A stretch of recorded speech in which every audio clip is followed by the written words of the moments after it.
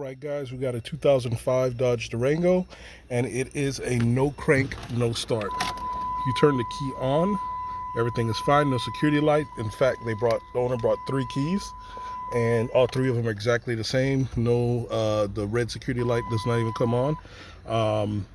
If you look at the power probe here, my probe, you can see I've got power battery voltage. That is back probed on the starter relay control that comes from the PCM. It's an orange and green cable. I'm going to show you the diagram of that. And what's supposed to happen is when you crank, the PCM is supposed to send a ground signal on this to energize the relay to engage the starter. So I'm going to do a crank right now, and I've got the key all the way forward to crank position, and as you can see there, we do not have a ground, and that's the reason the starter is not engaging. If I hit the ground there on my probe, the starter will engage, it will activate the relay, but the car will be a crank no start. So there's something, the PCM is not activating at all. No PCM codes, no security codes in the PCM. So I got to investigate further why the PCM is not grounding the circuit, activating the starter. I'm going to check powers and grounds to the PCM next. All right, guys, here's the starting circuit, and here's going to be the diagram topology. Everything is up and no problems. And here's the skim module, and you can see that it's not reading the key. It's showing false rather, and it's not throwing any codes or lights regarding this, which is the big point of concern on this diag. Okay, new developments, guys. If you saw those, this one key, the buttons actually work, the other ones don't. So as I press lock, unlock, it works. But if you saw those codes, the device is not detecting any key in the ignition. So it thinks this is not a valid key, or none of the keys. I found it highly unlikely all 3 of these keys are bad. So I'm going to say there's going to be a fault in the actual skim system. So I think that's the direction we need to move in, because it's not sending a seed start to the PCM. So let's see if we can investigate this then. Strange about this problem that threw me for a loop, there are no codes. Not only that, there's no security light. If it's not detecting the key, why wouldn't it trigger some kind of flashing light, something like that? There's nothing, right? So I'm starting to feel there's a logic failure on the actual board for the skim. I'm gonna double check powers and grounds, but I think this is gonna be a failed skim, guys. I haven't seen a failure like this that didn't throw any codes or lights. That's what's kind of very strange. Very strange. Guys, I decided to go into the instrument cluster and test the security light to see if the cluster will even turn it on. Make sure that also is working. So let's see. And there it is. I turned it on. The cluster can activate. The light is good. The security light is here, not there, by the way. And so there's communication with the cluster. Everything is communicating. So it's going to be the skim that is not activated, not acting properly, right? I believe there's going to be a logic issue on this board. I'm going to pull out the IM608 and do some testing on it. I'm going to try to get the pin and then re-add the keys, and let's see what it does. I'm wondering if somebody went in here and did anything, but I'm doubtful. But let's give that a try. But still, it should be throwing some codes that it's not seeing the key or something of that nature. Even the PCM, nothing is throwing, no codes. That's what threw me for a loop and had to be troubleshooting the PCM. This is very strange. All right, got ignition on, and we're gonna go to Dodge. I'm gonna do an all keys lost, basically. Automatic. I think I need to turn on my Wi-Fi.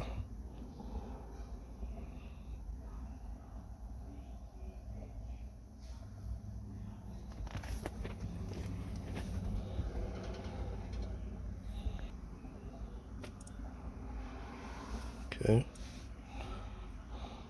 Off, on.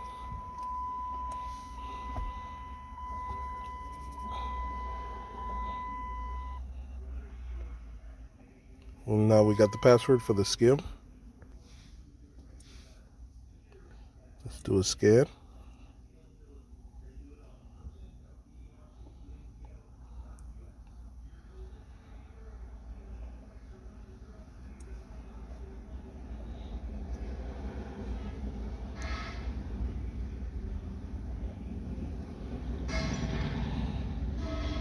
See this? No codes.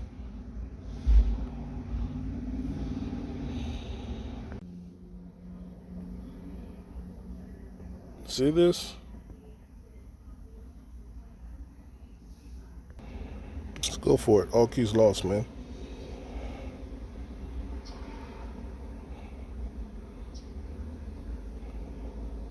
Actually, let's do an add key. It's probably the same thing really on these.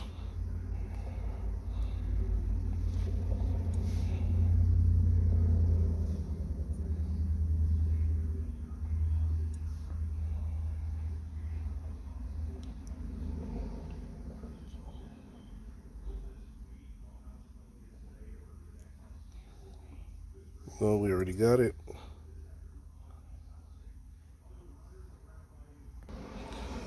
Yes. Right.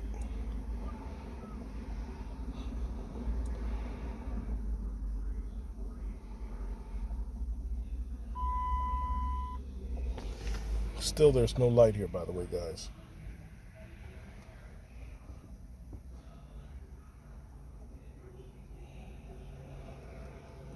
Keep programming, wait 26 seconds, and again, we still have no light.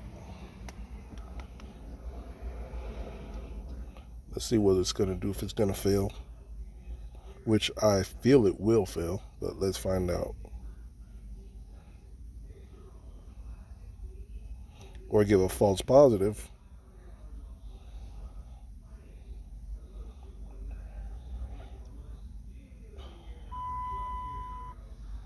Still no light. Everything's the same. Learning failed. See that? Yes. Let's try a different key. Let's try this one. Of course, still no light.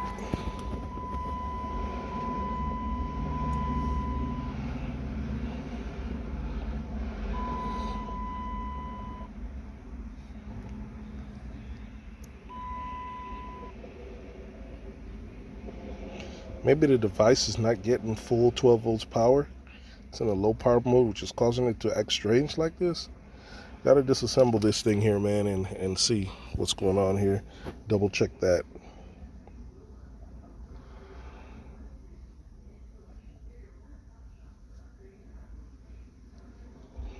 I'm pretty sure this is going to be the same since we have no light here. Still, everything is acting exactly the same. We should get a fail.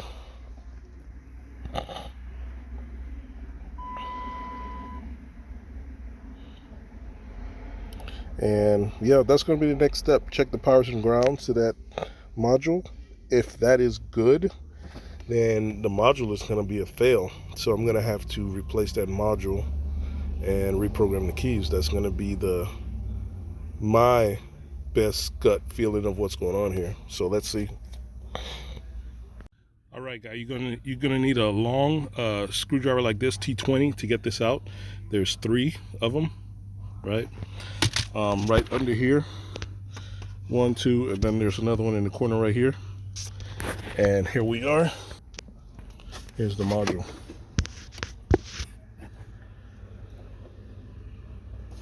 Connector right there. I'm gonna get the pin out of this and give it a test.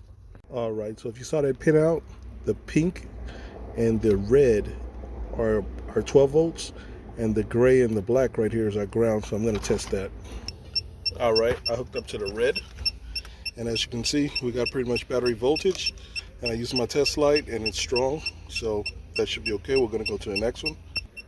All right, now we're on the pink wire and key on, and strong battery voltage as well. So power is good. We're gonna go to ground, black and gray, and we're showing a good ground. I'm gonna test that with my test light as well. So one end of my test light to the ground, and I'm gonna inject power now from my device. So we should light up the test light with a good ground, which we do. So that ground is good. So I'm gonna call this the module, guys, because we know the communication lines are fine. I can get in, communicate fine. So, and there's no errors with communication. So it's got to be the module is defective. It's this thing that's went out. All right, guys, I pulled it off. I'm gonna crack it open and see what I see in the meantime. But looks like I'll probably be able to clone this, I believe, and see if I don't have to reprogram all the keys and all of that. So let's see. All right, guys, I got it pulled apart. You can see the chipset there. So I don't see anything that screams out at me. Let me flip it over. I'll just pry up on the little clips here on the side. Take your time and you can get it out. The ring is actually friction into these two holes right here. Usually they're soldered, but on this model I guess they did friction. I don't think that's related to the issue though. Yeah, so I'm gonna get another one of these. There's gonna be a part 2 on this. I'm gonna look at possibly cloning this, since it is readable. It is somewhat functioning to a different module. So click that thumbs up button, guys, and see you on the next one.